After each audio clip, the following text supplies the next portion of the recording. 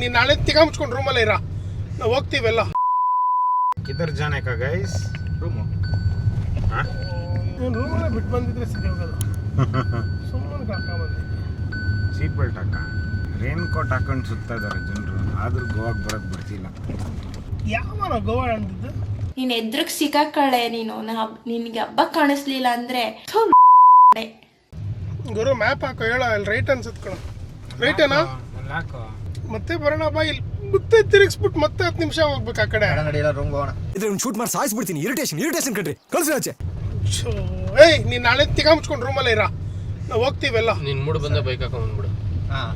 ಅದು best. Left right ಅಷ್ಟು ಚೆನ್ನಾಗಿದೆ ವ್ಯೂ. ನೋಡಿ ಗೈಸ್,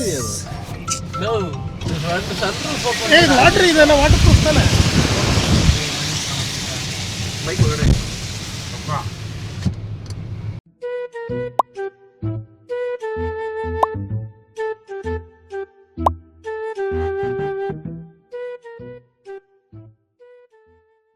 The next morning.